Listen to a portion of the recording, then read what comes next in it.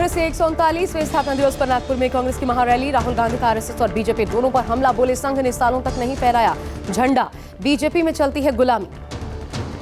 नागपुर की रैली में बोले राहुल गांधी, हमारी सरकार आई तो कराएंगे जातीय जनगणना। देश में चल रही है दो विचारधाराओं की लड़ाई। दिल्ली में जेडीयू के पदाधिकारियों की अहम बैठक कल होगी। राष्ट्रीय कार्यकारिणी की बैठक। मीटिंग से पहले नीतीश से मिले लल्लन सिंह। कहा जेडीयू एक है, हमेशा एकजुट रहेगी।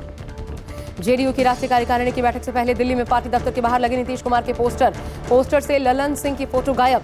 अध्यक्ष पद को लेकर जेडीयू में बढ़ी गहमा गहमी।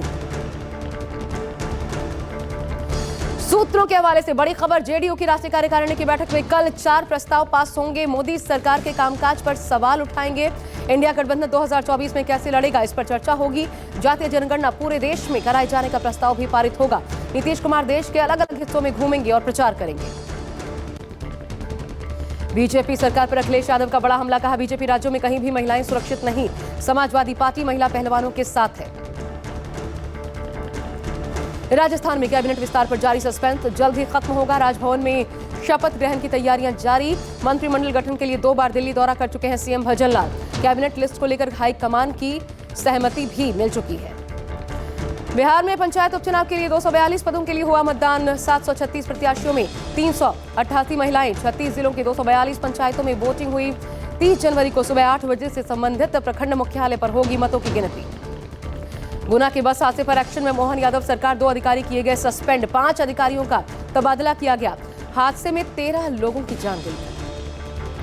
कल 2 दिवसीय दौरे पर कोलकाता पहुंचेंगे आरएसएस प्रमुख मोहन भागवत। 30 से 31 जनवरी को बंगाल में रहेंगे मोहन भागवत।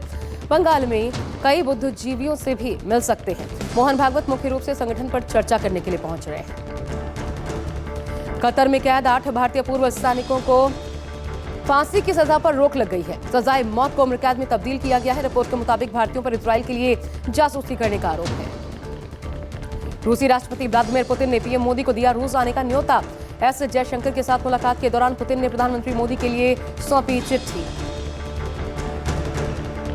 देश में फिर से डराने लगा है कोरोना। 24 घंटे में 529 नए कोरोना के मरीज। देश में सक्रिय मरीजों का आंकड़ा 4000 के पार। नए वेरिएंट के सबसे ज्यादा मरीज गुजरात में पाए गए।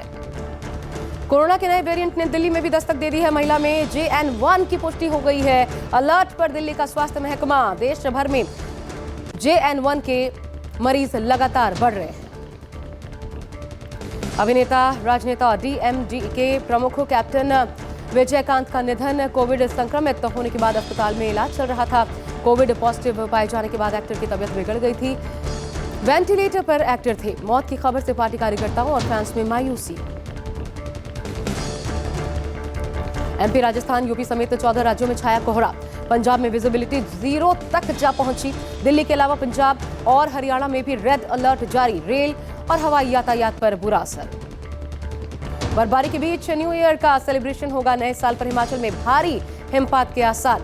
बर्फबारी के चलते लाहौल और स्पीति में पर्यटकों की भारी भीड़। हिमाचल में 30 दिसंबर से एक्टिव हो रहा है पश्चिमी विक्षोभ।